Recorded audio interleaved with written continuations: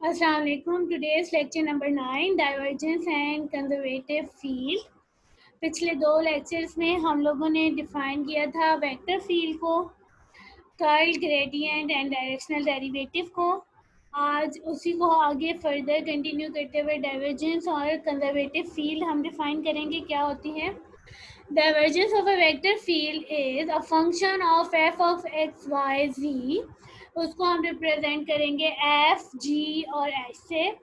तो डाइवर्जेंट जो है वो सिंपल क्या होते हैं हमारे पास कि अगर मैं फंक्शन को पूरे फंक्शन को मैं डिफ्रेंशिएट करूं with respect to x, with respect to y and with respect to z for a two dimensional vector field.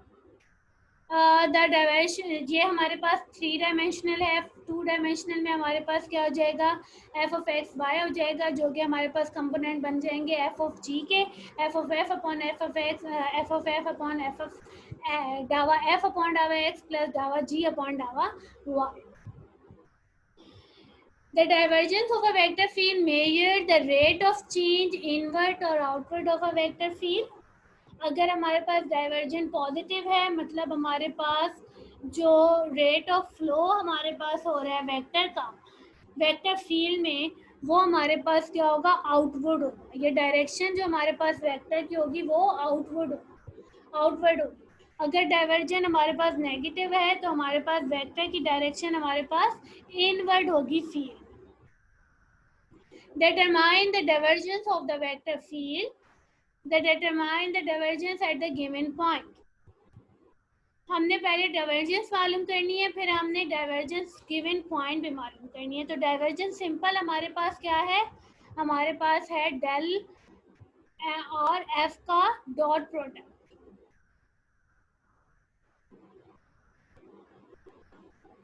Gradient और डाइवर्जेंस में क्या फ़र्क है, ग्रेडियंट में हम पूरे फंक्शन को with respect to x and with respect to y करते हैं, डिफरेंशिएट। डाइवर्जेंस में हमारे पास वेक्टर जो है वो कंपोनेंट में होता है आई जे के। आई कंपोनेंट को हम करेंगे with respect to x, j component को हम करेंगे विद रिस्पेक्ट टू वाई, और जेड कंपोनेंट का के कंपोनेंट को करेंगे हम विद रिस्पेक्ट टू जेड। तो हमने क्या किया, हमारे पास पहला हमारे पास एक्स वाई स्क्वायर जो है हमारे पास ये रिप्रेजेंट कर रहा है एफ को, ये हमारे पास रिप्रेजेंट कर रहा है जी को, ये हमारे पास रिप्रेजेंट कर रहा है एच को। अब हमने इसको डिफ्रेंशिएट करना है, इसको हमने डिफ्रेंशिएट करना है विद रिस्पेक्ट टू एक्स, इसको हमने करना है विद रिस्पेक्ट टू वाई, और इसको हमने करना है विद रिस्पेक्ट टू जेड। तो हमारे पास सिंपल फार्मूला क्या बना, हमारे पास आंसर क्या बना है, डाइवर्जेंट ऑफ एफ हमारे पास बना वाई स्क्वायर प्लस ज़ीरो, क्योंकि इसमें कोई वाई का फंक्शन नहीं था तो ये पूरी टर्म ज़ीरो, प्लस जेड से करेंगे तो ये zero minus two z y. तो सिंपल हमारे पास क्या हुआ, y square minus two z y, और जब हम इस पे पॉइंट पुट करेंगे तो हमारे पास आंसर आएगा -3। ये हमने निकाला डाइवर्जेंट, डाइवर्जेंस हमने निकाली। एक और क्वेश्चन है, compute the divergence of f, हमारे पास है x plus y into i direction plus y two minus z into j direction plus z square plus x. हमने क्या करना है, हमने एक डॉट प्रोडक्ट लेना है किस किस का, डेल का और एफ का। हमने डॉट प्रोडक्ट लेना है डेल और एफ का। तो डेल बराबर है हमारे पास डावा पॉन डावा एक्स आई प्लस डावा पॉन डावा वाई जे प्लस डावा पॉन डावा जेड के डॉट ये पूरा function x plus y x square plus y square minus z plus z square plus x into k. तो जब हम डॉट प्रोडक्ट लेते हैं तो हमारे पास जो आई हो, ये हमारे पास जो टर्म होगी आई कंपोनेंट की, वो आई कंपोनेंट से ही मल्टीप्लाई होती है, जे की हमारे पास जे से ही होगी और जेड की हमारे पास जेड से ही होगी मल्टीप्लाई। तो जब हम इस दोनों को मल्टीप्लाई करेंगे तो ये हो जाएगा डावा पॉन डावा x x square plus y, डावा पॉन डावा y y square minus z, डावा पॉन डावा z into z square plus x. इसको एक्स की रिप्रेजेंट से करेंगे, रिस्पेक्ट से करेंगे तो ये हो जाएगा 2x plus 2y plus 2z। इसमें कोई पॉइंट गिवन नहीं है तो हम पॉइंट नहीं लगाएंगे। नेक्स्ट हमारा टॉपिक है conservative field. A vector field f is called conservative if it is the gradient of some scalar function such that f is equal to del cross of f.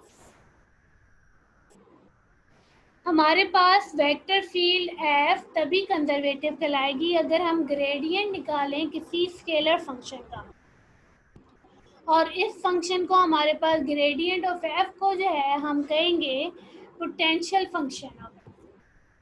ठीक है, इस function को हम क्या कहते हैं? पोटेंशियल फंक्शन ऑफ एक्स भी कहते हैं. अब हमने मालूम करना है कि हमारे पास जो वेक्टर फील्ड है वो कंजर्वेटिव है या नहीं है. इसके लिए हमारे पास क्या होना चाहिए? हमारे पास अगर एफ जी एन एच है, कंटिन्यूस पार्शियल डेरिवेटिव है एफ ऑफ एक्स वाई जी के, अगर ये कंजर्वेटिव है इसका मतलब हमारे पास जो कर्ल है वो क्या आ जाएगा? ज़ीरो आ जाएगा. कर्ल का मतलब अगर हमारे पास ये कर्ल की वैल्यू ज़ीरो है तो इसका मतलब ये हमारे पास जो गिवन टर्म्स हैं वो हमारे पास इक्वल आएंगी. किस तरह से आएंगी? डावा एच अपॉन डावा वाई बराबर होगा डावा जी अपॉन डावा जेड के. डावा एच अपॉन डावा एक्स जो है वो बराबर होगा डावा एफ अपॉन डावा जी के, और डावा जी अपॉन डावा एक्स बराबर होगा डावा एफ अपॉन डावा वाई के.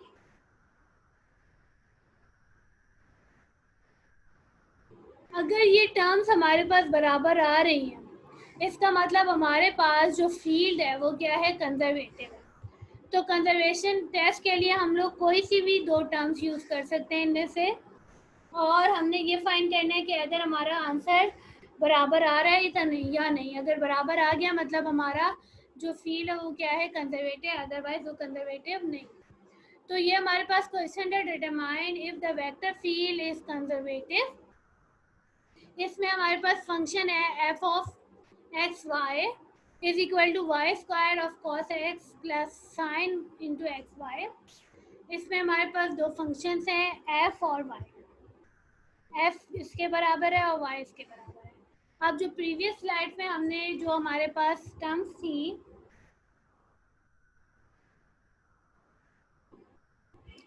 जो प्रीवियस में से हम कोई सी भी यूज़ कर सकते हैं. क्योंकि हमारे पास यहाँ पे z कंपोनेंट नहीं है तो हम इसको g वाली टर्म नहीं ले सकते, तो हम ये वाला यूज़ करेंगे.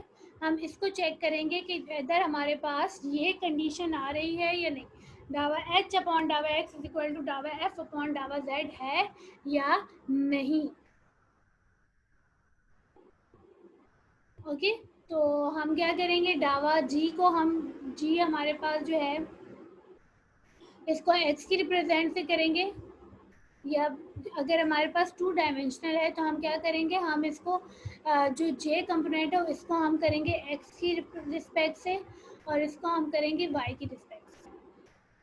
ठीक है, अगर ये दोनों चीज़ें सेम आ रही हैं, दोनों टर्म सेम आ रही हैं, तो मतलब हमारे पास जो फील्ड है वो कंजर्वेटिव है, अदर वो कंजर्वेटिव नहीं है. मैंने f को किया x की रिस्पेक्ट से,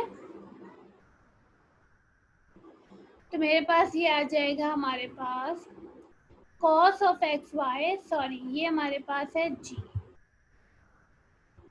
मैंने g की रिस्पेक्ट से किया तो साइन ऑफ एक्स वाई बराबर हो जाएगा cos ऑफ एक्स वाई, और एंगल का जब हम लेंगे तो हमारे पास आ जाएगा y बाहर, और ये बराबर हो जाएगा y into cos of x y. जब मैं f ऑफ अपॉन g को मैं करूँगी, f को जब मैं y की रिस्पेक्ट से करूँगी, मैंने क्या किया है? मैंने ऑल्टरनेट किया है. अगर मेरे पास टू डायमेंशनल में है और मैंने वेक्टर फील्ड फाइंड करनी है कि ये कंजर्वेटिव है या नहीं, तो मैं सिंपली क्या करूँगी? मैं जे कोऑर्डिनेट को मैं करूँगी x की रिस्पेक्ट से और i कोऑर्डिनेट को मैं करूँगी y की रिस्पेक्ट से. जब मैंने इस कोऑर्डिनेट को मतलब मैंने g को मैंने x की रिस्पेक्ट से किया तो मेरे पास आया y cos x of y, और जब मैंने इसको y की रिस्पेक्ट से किया तो मेरे पास आया 2y cos x. ये दोनों टर्म्स बराबर नहीं है, इसका मतलब हमारे पास फील्ड क्या है, वो कंजर्वेटिव नहीं है। नेक्स्ट, अब हमारे पास function F of x Y, हमारे पास ये है X upon under root Y square minus x square and minus Y upon under root Y square minus x square. ये मेरे पास था आई कंपोनेंट और ये था मेरे पास जे कंपोनेंट। जे कंपोनेंट को मैं करूँगी एक्स की रिस्पेक्ट से और वाई कंपोनेंट को मैं करूँगी, सॉरी आई कंपोनेंट को मैं करूँगी वाई की रिस्पेक्ट से। एफ मेरे पास हो गया x into y square minus x square की पावर -1/2 और जी हो गया minus y y square minus x square की पावर -1/2। अब मैंने जी को किया एक्स की रिस्पेक्ट से, तो ये मेरे पास आ जाएगा माइनस वाई पावर, पहले पावर पे करेंगे, -1/2 y square minus x square power हो जाएगी -1/2 -1 मतलब -3/2। अब इन साइड फंक्शन को जब हम करेंगे तो ये हो जाएगा माइनस एक्स स्क्वायर का डिफ्रेंशिएट मतलब -2x। ये हमारे पास फॉर्म आई। जब मैंने f को y की रिस्पेक्ट से किया तो मेरे पास ये दोनों टर्म्स बराबर आ गई, मतलब ये मेरे पास कंडीशन फुलफिल हो गई। इसका मतलब मेरे पास ये जो फील्ड थी वो क्या थी, कंजर्वेटिव थी। ये फील्ड मेरे पास क्या है, कंजर्वेटिव फील्ड है। नेक्स्ट, अब मेरे पास आता है 3 डायमेंशन में। तो 3 डायमेंशन में मैं सारी टर्म्स को जो हमारे पास पिछले मैंने डिफाइन की थी डेफिनेशन के साथ, वो सारी चेक करेंगे। तो मेरे पास यहाँ पे है f बराबर है y of l n z, g बराबर है x of l n z and h बराबर है x y अपॉन z। मैंने h को किया y की रिस्पेक्ट से और g को किया मैंने z की रिस्पेक्ट से। इसको मैंने किया z की रिस्पेक्ट से, इसको मैंने किया y की रिस्पेक्ट से। मेरे पास आंसर सेम आ रहा है। फिर मैंने इसको मैंने किया x की रिस्पेक्ट से और इसको मैंने किया z की रिस्पेक्ट से, आंसर मेरे पास सेम आ रहा है। मैंने इसको किया y की रिस्पेक्ट से और इसको किया मैंने z की रिस्पेक्ट से, आंसर मेरे पास तीनों का सेम आ रहा है।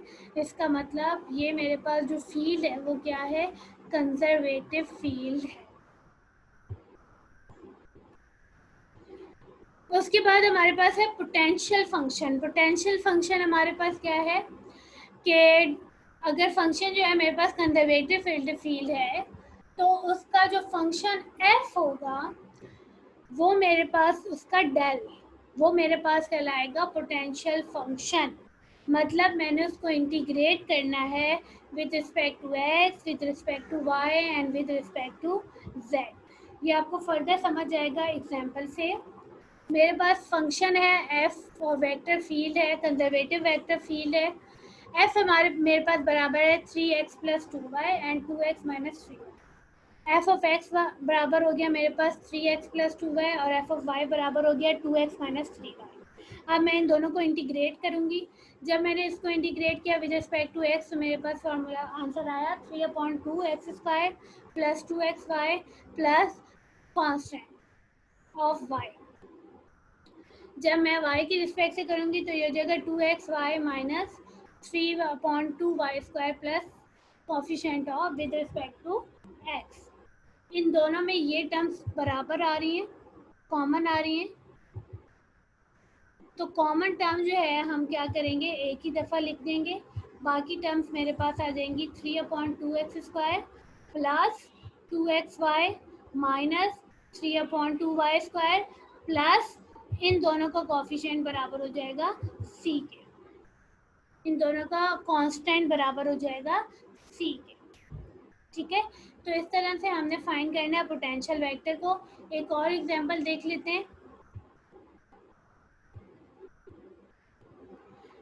Determine function f is equal two of each conservative vector field. Potential vector के लिए हमारे पास जो फील्ड होगी वो कंजर्वेटिव फील्ड होनी चाहिए।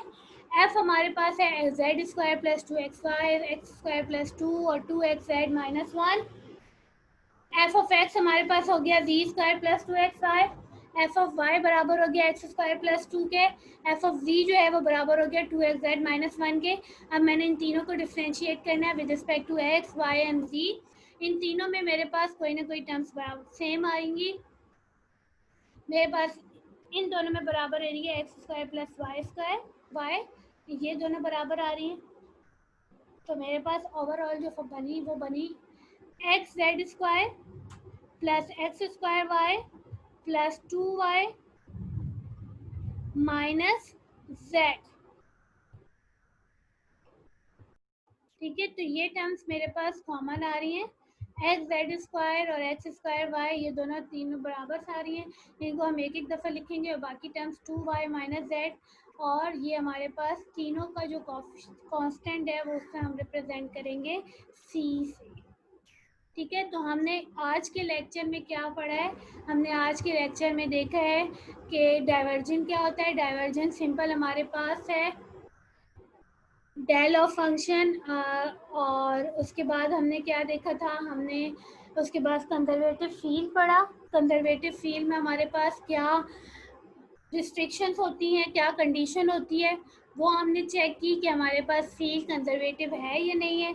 उसके अलावा हमने पोटेंशियल वेक्टर को फाइंड आउट किया है। पोटेंशियल वेक्टर में हमने सिंपल जो एफ जी और एच फंक्शन है उसको हम इंटीग्रेट करेंगे, तो उसमें से कॉमन फंक्शन को एक तरफ लिखेंगे, बाकी को जो बाकी रह जाएंगे उसको इस तरह से, तो वो हमारे पास पोटेंशियल फंक्शन है।